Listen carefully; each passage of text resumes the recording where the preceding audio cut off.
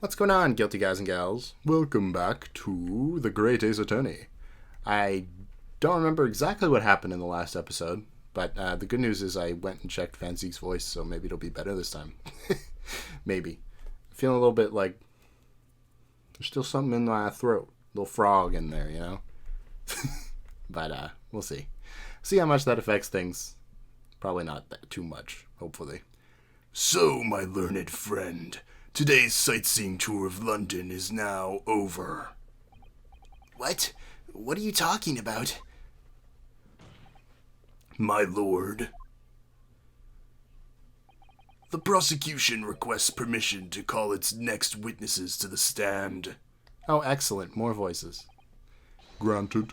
Bailiff, bring forth the witnesses. It's next witnesses? Mr. Naruhodo, do you not remember? We've been told on several occasions that there were eyewitnesses to the incident, and one of them is a police officer. Yes, I remember. One of them being a Scotland Yard policeman, no less. I'm afraid that it's likely to be the prosecution's next witness. Says, I suppose, because there's two of them. Also, that don't really make grammatical sense. Sorry. All right. No matter who Van Zykes brings to the stand as his witness, says, and no matter what they say, I believe in Soseki-san. I know he's innocent. And I'll keep believing to the very end, until this battle is over. All right. Oh, not what I expected. They remind me of like Animal Crossing villagers, but human. Witnesses, please state your names and occupations with the court. What am I gonna do for them? Oh boy.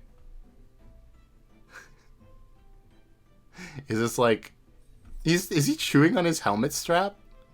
To be fair, I did that when I was a kid, for sure. Not obviously a policeman's helmet, you know, but like ice skating helmets and stuff. Constable Roy Bate, sir. Nothing to report on the street, sir. Roy Beat. And I'm Mrs. Beat. Patricia's my name. I'm proud to say I'm this young town hero's wife. Yes. What's the story here? Well, in truth, we've not been married long. In fact, we celebrated our first anniversary only the other day. Yes. No. It was your husband I was asking about. He seems, tired. Hardly surprising. Whilst being an honorable occupation, patrolling the beat is the most demanding work in the world. Oh, really? I'm sure I've heard that before, actually. Yeah, it was from Mike. Indeed, apart from the rare days off, our gallant officers trudge some 20 miles a day, you know. They patrol boarding houses and pubs, collect taxes, survey the streets, check that meters are reading true. And they're responsible for keeping the streets clean and lighting and extinguishing our streetlights. Pretty much anything that a public servant would do, they have to do all of it, so I'm sure they're keeping a good track of the law. There are a number of items on that list that don't sound much like policing duties at all. I wouldn't just be falling asleep on my feet. I'd have collapsed long ago. But it goes without saying that a policeman's primary duty is the apprehension of criminals. Right. Even when he's off duty, a constable is expected to investigate and resolve any crimes on his beat. For the London Bobby is a man of honor. Bobby. Yes, I'm a man of honor, indeed. Yes, I am. And a man of slumber. Ah, very funny. On the day in question, this man and his wife were walking down Briar Road in the opposite direction, and they witnessed the incident as it occurred. Is that not correct, Mr. and Mrs. Beat? That's right, sir. Isn't it, Rowley? Yes, I say so. Yep, that's right. Constable Roy Beat, sir. Nothing to report on the street, sir. What a great witness he's going to be. From a chilly coachman to a sleepy policeman. Oh, I didn't read that. I was like, oh, yeah. Very good. I'd like to hear your formal testimonies now, please. You will tell the court exactly what you saw on the afternoon of the incident. Yes, sir. Look, I didn't want to say it, but they look more like siblings than a married couple, if I'm being honest. They got the same shiny eyes, they got the blonde hair, they're wearing identical scarves, but I guess that's probably because she knit them, I don't know. It was our wedding anniversary, and Rolly was taking me out for a meal. There was no time to change after work. Anyway, two silhouettes appeared out of the fog in the pavement in front of us. All of a sudden, one of them just collapsed on the floor. Then the other scattered something before running off. We ran straight over, of course, and then went for help at a nearby police box. It was definitely that Japanese man in the dock. Rolly and I both saw him clear as day. I didn't have a single amount of testimony. Well, this is extremely compelling testimony, I must say. Oh dear, this policeman and his wife are claiming to have positively identified Mr. Natsume at the scene. If their testimony is true, the alternative course of events that you established in the summation examination will be quashed. Yes, it's death knell, in fact. Because that alternative was never viable in the first place. What an unfortunate chancing. And on your wedding anniversary, too. Did you just start a sentence with "and"? That's poor grammar. Oh, I know, but I managed to go out for the evening with my man. I still managed it. Thank the Lord for that. Gosh, the life of a London Bobby sounds very hard indeed. Indeed, however. This cross-examination will be over in minutes. You may well have time to rest this afternoon. What do you mean by that? My learned friend, the witnesses saw the face of the man fleeing the scene.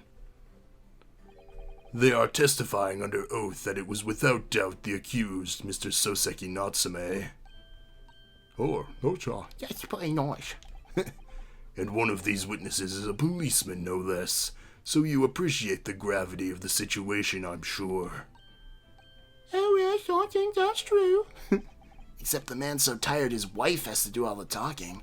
Man, that's 2 in a row. Couples in London, it seems like, Enough preamble. Counsel for the defense, commence the cross-examination, please. Yes, my lord. I'm not saying about anything. I love this voice, it's very fun to do. It was our wedding anniversary. I can't skip it yet. Sad. No time to change after work, you say? Are you also a member of the police, Mrs. B? Oh, you silly. Women can't be on the police force. Oh no, sadly not. It's a job for strapping young men only. Women, children, and the elderly can't even apply. Oh, well, children and the elderly. I can get that. I can get behind that. Well, I think you can probably see why children and the elderly can't do the job, can't you? I think Rolly looks ever so handsome in his uniform. It suits you down to the ground, doesn't it, darling? Yes, it does. Well, I just finished my beat. Pat and I were heading back to the station. I was actually planning on getting changed there. Is he talking in his sleep? This is creepy. Oh no, Rolly. I much prefer you in uniform. Sometimes I don't recognize you when I see you in plain clothes. Oh dear, that doesn't seem healthy. Kindly adhere to the point. You were going for a meal after you had finished your beat for the day, correct? Yes, right, sir. Yes. Although here I was fit to drop, to be honest, after spending the whole day on my feet. But policing's my life, sir. As long as I'm the proud owner of this, I'll serve my city and the Queen to the end. What's that now? My warrant card, sir. Proof I'm a London copper. It has the noble founding principles of the force written on it as a reminder to all us policemen of our sworn duty. The police did patrol the streets of London town and uphold the peace of the common man. Sir, and for such a noble cause, I cover 20 miles every single day without fail, without a grumble. 'Cause I know that the ploy of my boots is all Londoners need to hear to feel safe and secure. So, fighting crime doesn't appear to come into it then. Nope, just sort of walking. But sir, just on that one particular day, I was looking forward to celebrating my wedding anniversary. Miss B put up with a lot being married to a bobby like me. I wanted to show my dear wife how much I care. Okay, maybe the shine in their eyes is just because they're young lovers or something. Oh, Pot. Oh, Rolly. Oh, what a charming couple. Their young love is such a joy to behold. If a little over the top, perhaps. And then, kindly describe what happened next. Anyway, 2 silhouettes appeared out of the fog. 2 silhouettes? That's right. They were coming towards us, walking up Briar Road in the opposite direction. Okay. There was a rather plump figure followed by a scrawny, thin-looking man. That does sound exactly like the victim as pictured in this print, and like Mr. Natsume. And now you're doing the and thing? Yes, unfortunately it does. And you're certain that at the time there was nobody else nearby? Oh yes, quite certain. It was dark, but there are streetlights on Briar Road, you see. There was nobody else around at all. Isn't that right, my darling? Come on now.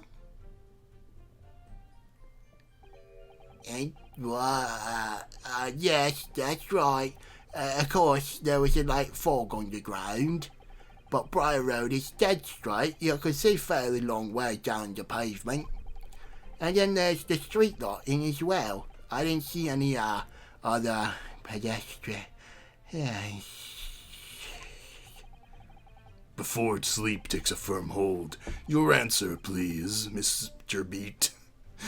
I don't know why. There's no period behind Mr. Or I guess it would be behind, yeah. It's just off-putting for me for some reason. Are you quite sure of what you've just said?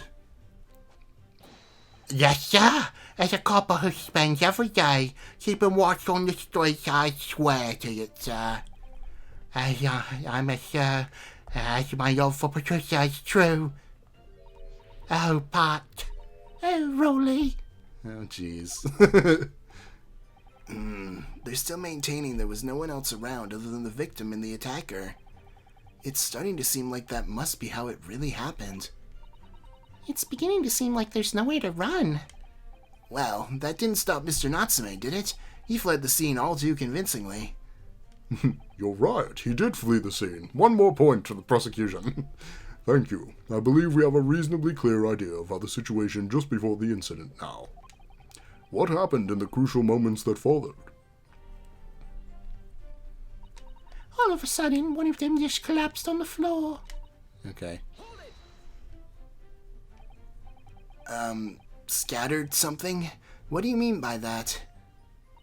Oh, well, I couldn't quite make out what it was at the time. But when we got closer, we realized what it was. Didn't we, darling? Didn't we, darling? Well, oh yes, that's right. It was some old books. I see. Old books. Yes, sir. The culprit dropped a number of them around where the victim lay on the pavement. Indeed, as clearly pictured in this photographic print. That rotten Japanese man did that when he did the deed. What? So many dids and deeds. Sorry, that was hard to say. Let's not forget that it remains to be established that the defendant was indeed the attacker. But we shot him. It was the man in the dock without question, sir. The moustache, the hunched back, and those cut-like eyes, the chopped mouth, the stubbed nose, everything. Any more insults you want to throw in? That's right. He looked down at that poor defenseless woman with those terrifyingly intense eyes, You want to talk? and then suddenly threw his books onto the pavement and ran away. I see. This is tough. They seem as though they're telling the truth here.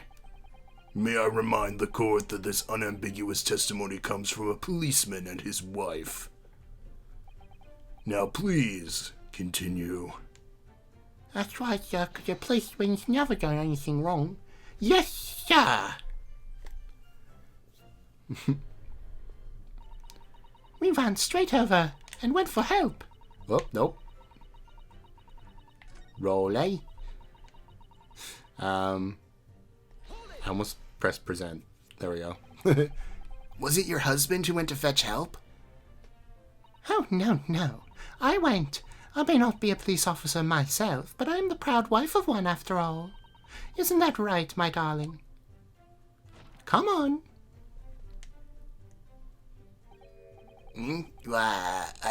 Yes, that's right. I asked Mrs. Beat to go. I was off duty by that point. But Bobby's never truly off duty, of course, so I felt obliged to stay and guard the scene. Very laudable, Mr. Beat. Preserving the scene of a crime is a task of considerable importance. That's why I sent Patricia, you see. I told her where to find the right police box. Forgive my ignorance, but what do you mean exactly by the right police box?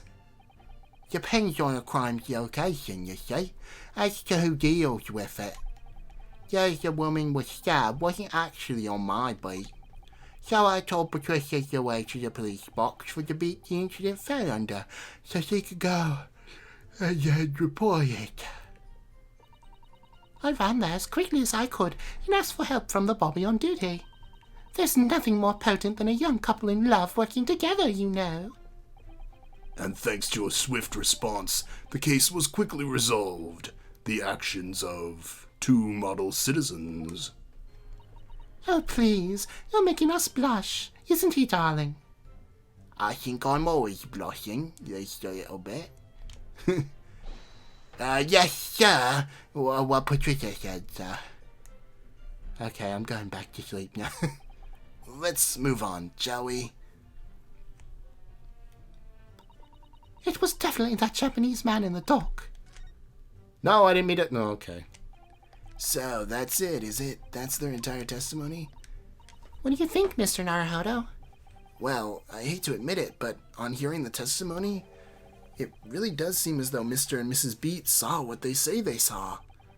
Mr. Natsume running away from the scene on Briar Road that day. Yes, I feel the same. So if that's true, where does it leave us? The members of the jury are sure to call for a guilty verdict after this testimony. Oh no! Then what do we do? If Kazuma-sama were here, What are you trying to say? I think he would try to find a contradiction somewhere else within their testimony. What do you mean, somewhere else? Their statement about seeing Mr. Natsume is unequivocal. Calling that into question won't help. But if you could identify some other part of their testimony which appears to contradict the facts, you might be able to discredit them to make the jury doubt if the pair's memory of the day is accurate. Oh, right. Put simply, we must focus on finding a discrepancy in these statements somewhere.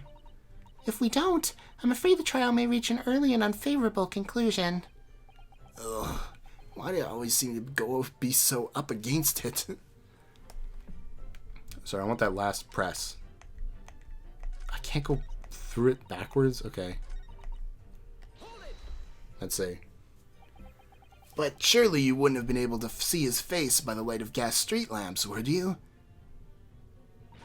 Oh dear.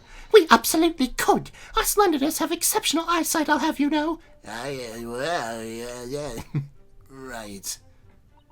The light from the street lamps was more than enough. And my husband already told you the fog was only light, didn't he? Yes, and what of the fog? We're famous for it across the globe, I believe. But it's an absolute menace to those of us who have to live with it, of course. Oh, it is, it is! When it's thick, you can't even see the hand at the end of your own arm. I think I've heard that before, yes. Yes, all right, I take your point. Now, could you stop shaking your husband about? I feel a little bad for him. The constant fog makes our eyes very sharp, you see. That's why we can tell you for sure and certain that it was that little Japanese man we saw. Can't we, darling? Please don't shake me. Oh, God. I got a concussion, I think. Yes. That was the accused. No mistake. Your mustache, the hunched back, the cat-like eyes, the top mouth, the stub nose. Unmistakable, sir. As far as this couple's testimony is concerned, there can't be any question. It was Soseki-san they saw running away from the scene of the crime. Mr. Lawyer, sir, can I ask you something? Oh, yes, of course. What is it? Well, you keep asking us all these questions about everything we've told you, so... It seems like you don't believe our testimony. I like this one. This one's pretty funny. Is that right, is it? Well, out with it. What? No. It's not really like that at all. My husband's a policeman, remember? And I know what I saw. I remember every last detail. Everything like... Oh, I know. What about the books the man dropped? Oh, yeah. Do you want to say the names of the books wrong? I could tell you the names of every single one I could. Every single one. And you dare to question how reliable my testimony is? I don't think these two are evil. I had the thought that, like, maybe... But I think they're just a little bit overzealous. I think it's probably going to be Rich Cape Man that we saw right before the trial started. No, it won't do at all. The Japanese lawyer has no idea what I'm capable of. Even if I decide to forgive him for insulting us, I don't think for a minute that Rowley will. Yes, he seems to hold a grudge, for sure. I really didn't mean to cause offense. Please, put your husband's fists down. Perhaps you would like the opportunity to supplement your testimony, Mrs. Beat? Sorry, my hair was falling off. Might that appease you? Oh, okay. Oh, thank you, my lord. That would settle things nicely. Wouldn't it, darling? Oh, my goodness, I think I'm about to die.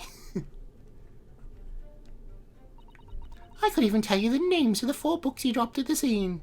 Alright, then do it. Bet. Yes, we know there are books dropped at the scene of the crime, as you say. Those purchased by the accused at the nearby second-hand bookshop on the day in question. After I'd been to the police box for help, I decided to have a good look over the area for good measure. I'm a proud policeman's wife, after all. I did it for Rowley. And what was your husband doing at the time? Oh, he passed out in the snow and nearly died. He was lying down face down. That was a joke. He was lying face down in the snow, getting some well-deserved rest. He works ever so hard, you know. Ever so hard. Don't you, my darling? Interesting way of guarding the scene of the crime. Well, Mrs. Beat, seeing as you've regaled the court with tales of your powers of recollection, would you be so kind as to recount the titles of the books you observed at the scene? I'd be happy to. Now, are you all listening?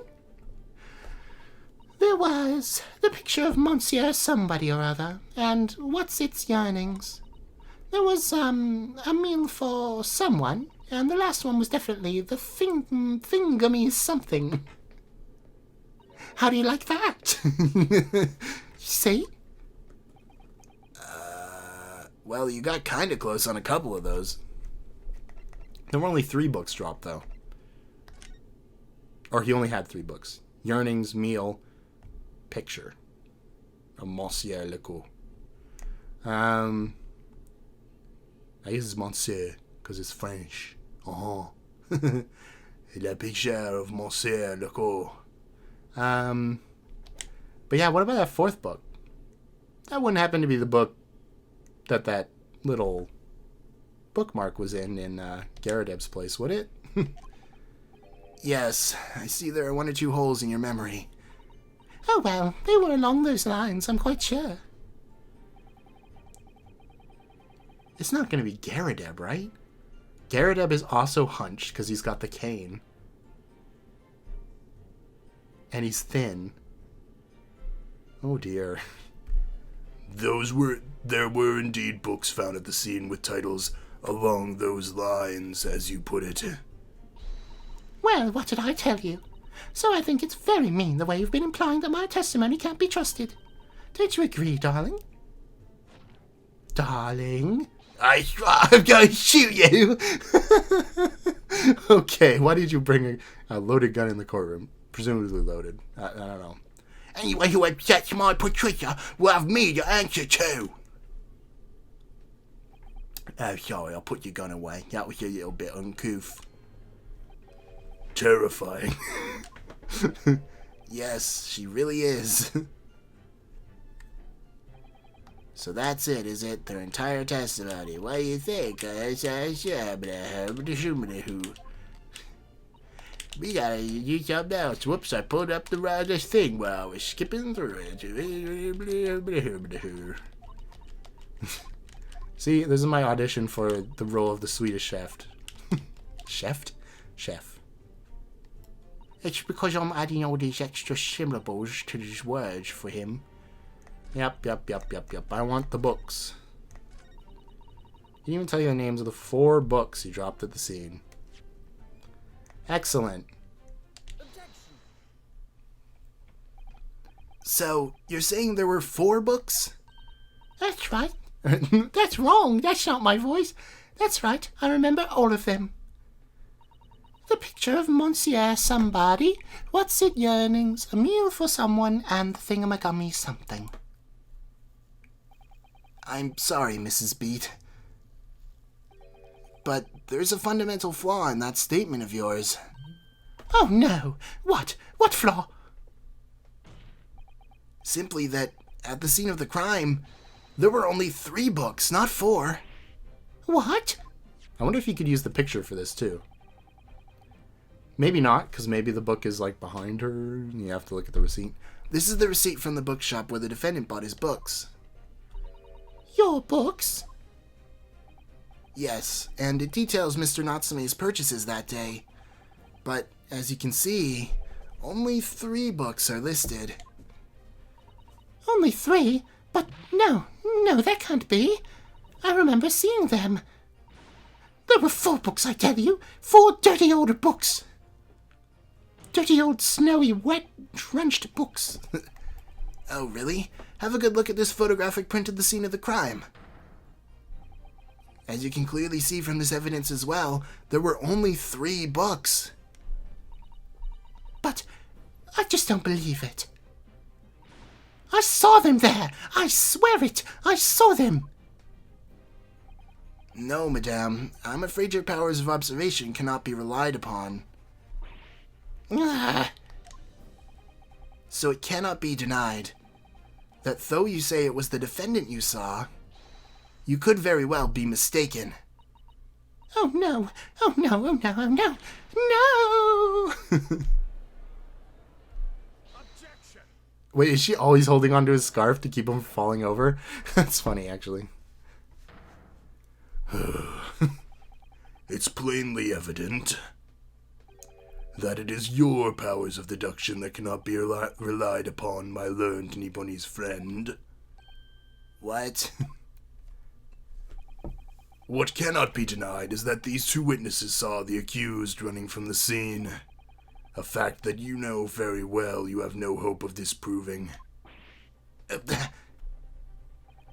So you've striven to avert attention from that by dint of some inconsequential discrepancies. Would that be fair? He's seeing right through me. Yes, it's one of my vampire powers. But your plan has somewhat recoiled against you. What are you talking about? It's quite simple. Let me explain with a toast. To the policeman's wife and her entirely accurate testimony in every respect. Oh. Oh, I was right. Oh, excellent. You see, the matter is not up for debate. At the scene on Briar Road, a total of 4 books were most definitely found. Really? But how? But what about the photographic print? It only shows 3 books. Quite right. Only 3 can be seen in that print. Do you have another one for me that's going to reveal some crucial details, please? That print? You mean to say... Oh my, that almost woke me up. Allow me to present another, one that shows the victim's hand. Why can't we just see the front of her? Why not? I don't believe it. It's burnt. And it's the lion's pride. So it is Garadeb. That's crazy. That's why he has the book with the love note in it. Because he swapped out the book he was holding for the book in her hand. Bizarre. Okay. I don't believe it. It's the 4th book. As you will observe, the 4th book was hidden from view in the original print by the victim's torso. No. But the name of the book is still wrong. Thingamagummy? What's that? That's not the lion's pride. Order! Order! There, you see? Look at that. Look. Yes, I'm looking. Trust me. It's just like I said, isn't it, my darling? Yeah, but you're always right, yeah? Let us study the receipt for books purchased by the accused on the day in question.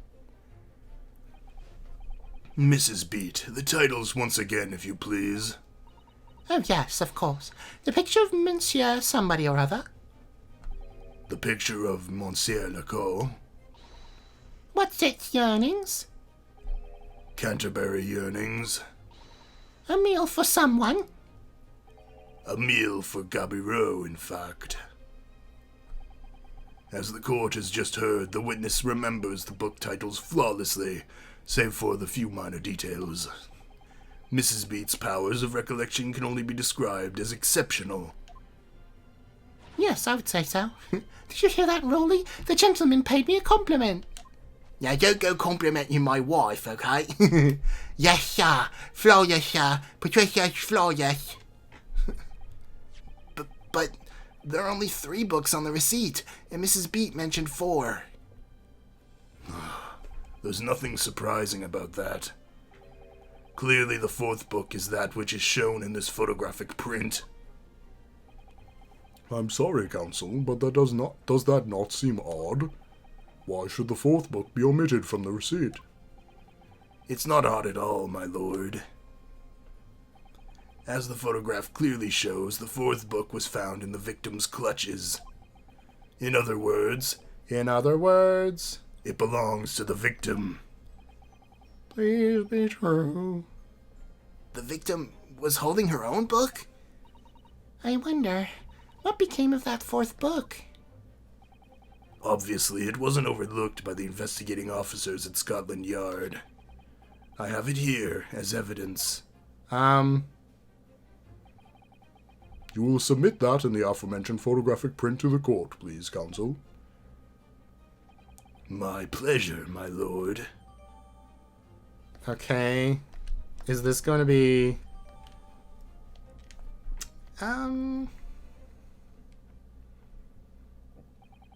The prosecution rests. Oh, very nice. It's not burnt. Oh, no, it is. It's burnt on the top. Oh, look at this. The book has been badly burnt. You're right. You'd never be able to read it in this state, especially not the latter pages. What a terrible waste. Judging from the scorched edges of the paper, I think the damage must have occurred very recently. A book recently damaged by fire. Why does that seem to raise a red flag with me? Oh, good. I actually had to do that. Can I look at this too?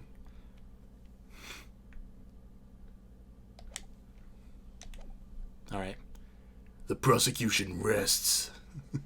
We're tired. I have nothing further to add. What? That means I get to, you can't fight back now, right? You seem surprised, my learned friend. But your resistance until now has been in vain. Entertaining, yes, but futile.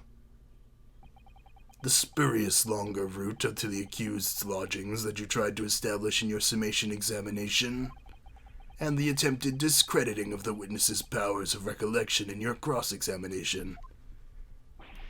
Futile? I walked right into this, didn't I? You see, everything we've said is true. Isn't that right, my darling? Yes, Pa. Marry me, Pa. Oh, silly, we're already married. So, perhaps the ladies and gentlemen of the jury would like to reconsider their positions. Should the court waste any more time on this nipsneeze travesty? Oh my god. Come on, dude. At least try.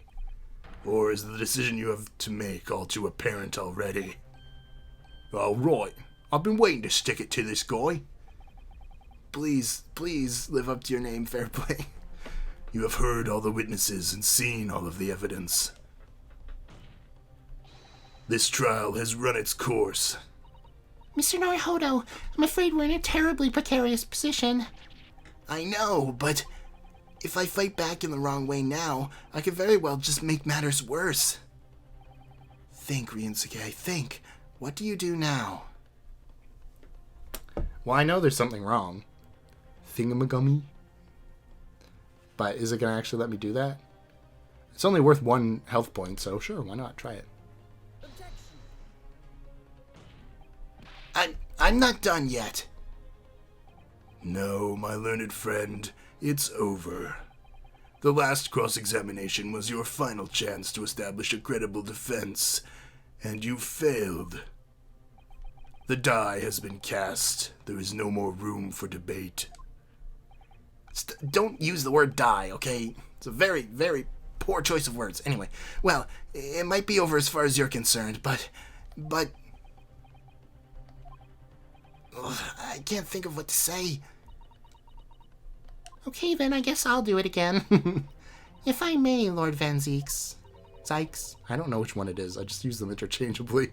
It seems somewhat boorish to close down the debate at this point. Ooh. Your insignificant little Eastern Isle must be a lawless hole indeed. Jesus. For a lowly judicial assistant to have the audacity to intervene at a moment like this. Oh, Nah, you intervene, Susato. We're intervening right now. I am, to my shame, still a very inexperienced lawyer. So, you will have to forgive me, but I consider my assistant's advice essential and her opinions invaluable. Mr. Naruhodo. One of this land's great guiding principles is tolerance, so this court will hear you, madame. Where did that go? I guess the World Wars ate it up or something, huh? Go ahead, Mrs. Sato. Please. Very well. Pray, what insight can you give us? What have we all overlooked in this matter that you see fit to pursue further? Well, the court has been presented with new evidence, but only after the last cross-examination finished. I see.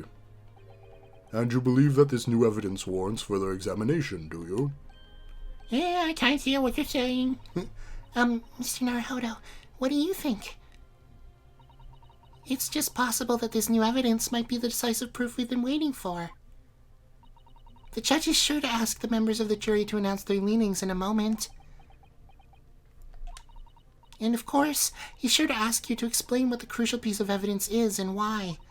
So we must take this opportunity to examine the newly presented evidence as thoroughly as possible. I'm way ahead of you. Yes, I understand. And thank you, Mrs. Sato. This is it. This is it, Susato. Sada-san has managed to win us one last chance here. I can't let it go to waste. The defense wishes to present evidence, my lord. Very well. The defense may present one further piece of evidence. Evidence that apparently offers a profound insight into this case and has hitherto been overlooked. Bang! Take that! The evidence in question is what we can see from the newly presented photographic print of the crime scene. The fourth book found in the victim's hand. We have already discussed the fourth book at length. Other than it being in the victim's grasp at the time of the incident, no significance has been attached to it. Pursuing the matter further would be a flagrant waste of the court's time, as I'm sure you well know. I don't like your insinuation. Insinuation. There we go. Got it. Yes, I'm afraid, counsel, I must concur with the prosecution on this matter. Flip the book around. Come on, do it. When I afforded you this opportunity, you led the court to believe that the evidence in question contained a hitherto undiscovered clue. Flip the book around. Come on. So I must insist that you elaborate, counsel. You will identify this clue at once. Do I make myself clear? Oh, yes, my lord. It's, Mr. Naruhodo, it's the fire. Come on. I believe the prosecution is trying to avoid a thorough examination of this evidence, which means you may very well be on the right track. Yes, I think you might be right. So, counsel? Precisely where is the vital clue to this case which this fourth book conceals? Sir, it's pretty obvious, I think. Oh, I didn't mean to check it. I wanted to present it. Why is the A button not present? Ah! Back on the DS, when I was playing the original trilogy and Apollo Justice, I'd always just press the button at the top of the screen. I'd never use the X button to present. There was like a little tab. You could just boop, press it with the stylus. You know what I mean? I would like to ask the court to observe the back of the book in question. The back? What do you... good gracious! It's been burnt to a crisp. So we have to ask ourselves, why was the victim clutching what is clearly an unreadable book? It is undeniably an extremely unnatural thing for her to have been doing.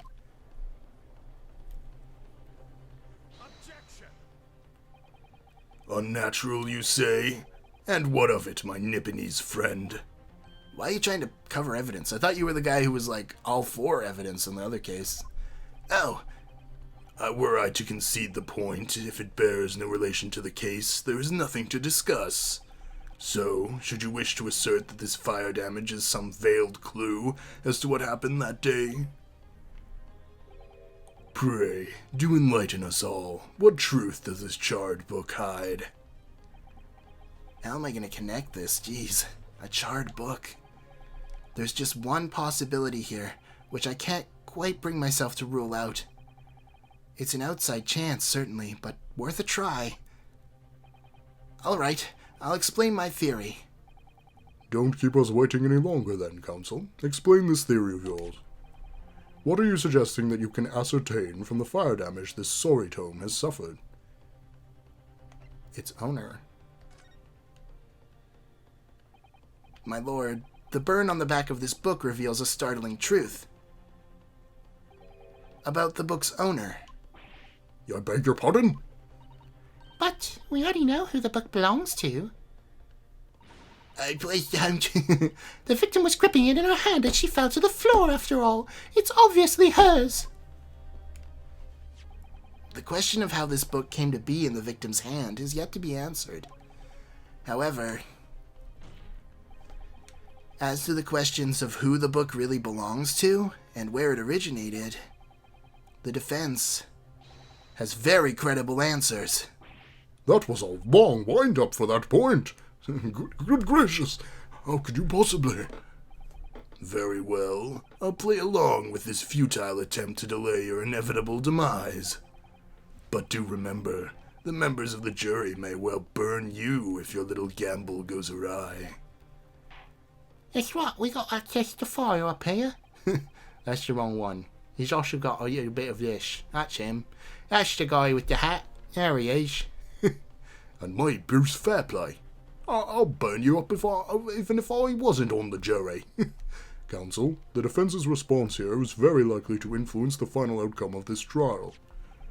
So tell the court, who do you claim is the owner of this burnt book?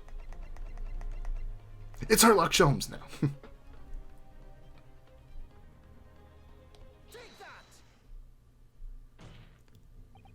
The answer is that the book belongs to the couple who own the house where the defendant has his lodgings. A certain Mr. and Mrs. Garadeb. The landlords. That was the judge's voice. And whether this has some extraordinary coincidence or some kind of fate at work, I do not know, but of all the people in London, one of the 6 chosen for jury duty in this courtroom today is none other than Mrs. Garadeb herself. Oh, please shut up about that. Oh my goodness, me? I think you must be mistaken, sir. I'm not Mr. Garadeb's wife. I'm his maid. Then why you're showing your wedding ring? Things would be so much easier if you just dropped the pretense. All right then, how about a simple question for you? Have you ever seen this book in Mr. Garadeb's house? I would never presume to know all the books he keeps, sir. This is outlandish behavior. This woman is the accused landlady, you say? You implicate this hard-working member of the public. You besmirch her without a shred of evidence. Your actions are unforgivable. This time I get to laugh. It's not mere conjecture. The defense happens to know that on the day in question, at almost exactly the same time as the victim was stabbed on the pavement below, another incident was taking place in the room on the top floor of Mr. and Mrs. Garadeb's house. Good Lord, what sort of incident, counsel? Another murder? Oh, I love murder. I mean, I love covering murders, yes. A fire, my lord.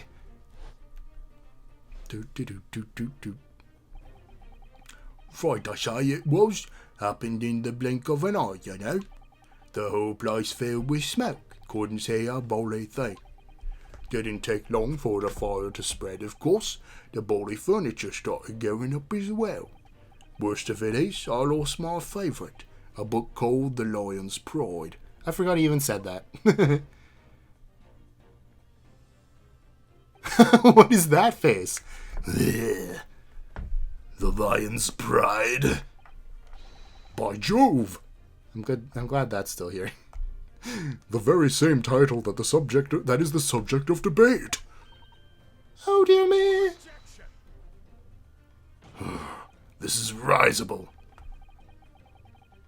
I don't know what that means. All you've told the court is that a book by the same name was involved in a fire, in which case it would be reasonable to assume that it was burnt to ashes, and entirely unreasonable to infer that it magically removed itself to the scene of the crime.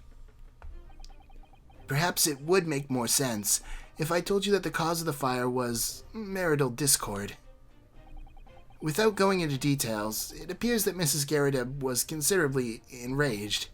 Apparently, she continued to attack Mr. Garadeb even amid the flames. Oh, how awful. I can't even imagine being so horrid as to the one you love. Can you, Rolly? Absolutely not, sir. Patricia would never raise a finger against me, sir. Only Miss Garth, which breaks me neck every time she moves it.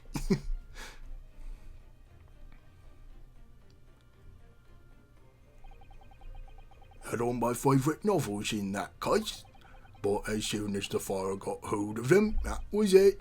Whoosh, up in smoke. Then the wife started hurling things at me. There was I, back up against the window under heavy enemy fire, incendiary books coming 10 to the dozen. Oh my god. Don't tell me. She threw the book out the window. And it landed in the street below where the murder was occurring. And it got swapped out with a different book. Is that what you're telling me?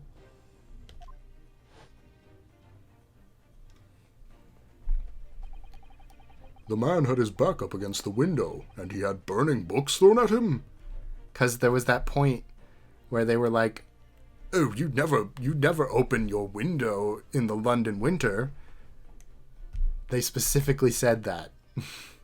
But of course they had the window open because the room was full of smoke. That's why he was at the window in the first place, isn't it? Okay. Goodness gracious! Are you suggesting that the book was thrown through a window and landed coincidentally at the scene of the crime? Not as such, but sort of. No. A thorough investigation of the surrounding area was conducted the very evening of the incident, and there is no report of the Garrideb's window pane being broken. That's quite true. We also saw no sign of broken glass when we visited the Garrideb household.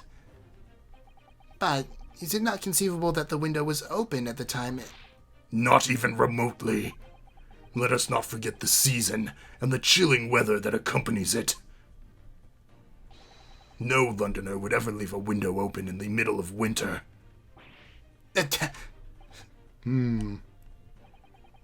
the defense postulate this scenario in all seriousness, counsel? Do you honestly claim that the book found at the scene was a flaming projectile thrown by Mr. Garrideb's wife?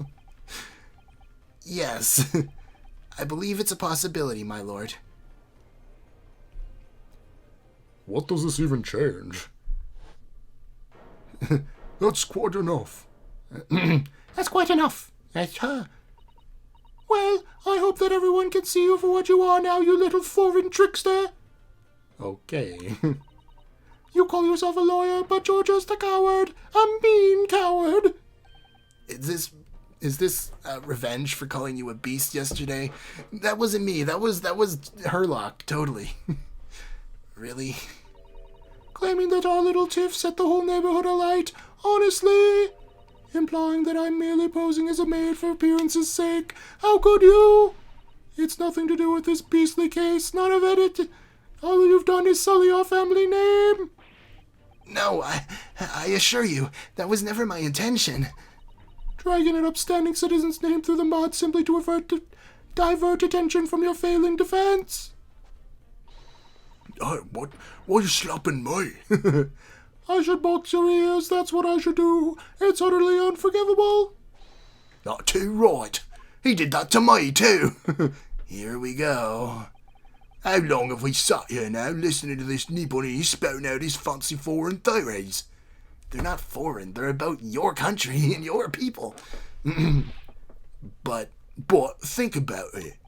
At the end of the day, the only person who could have possibly stabbed the victim is that little hunchback with the moustache, and he ran away from the scene too. Oh, I do declare you're right. It's true. No, it's true. Yes, what did I tell you? Well, makes sense to me. Eh? Sorry? What's that? Well, it would appear that the ladies and gentlemen of the jury are once again in full agreement. Oh, great. So we get to do another argument jury matchy pit thing. I don't remember what it's called. But you know what I mean. You know. But we'll be doing that next time, because it's already been almost an hour. Oh, boy. I got into this more than I have for a while. With that book thing and the... I love the little police officer guy. Rolly, it's okay. I'll do my best and everything will work alright. In fact, he's going to be the one to tell you to like and subscribe today. It'll be good for your health, you know? You won't fall asleep to videos like I would. Oh. So, maybe do a like and subscribe. I think that would be ideal. And leaving your comments something about scarves. Because, boy, That scarf around my neck sure make my neck hurt. I don't know why. It's no reason it should, it's just a scarf, right? Alright. Thank you guys. I will see you next time. Have a good day and all. Bye.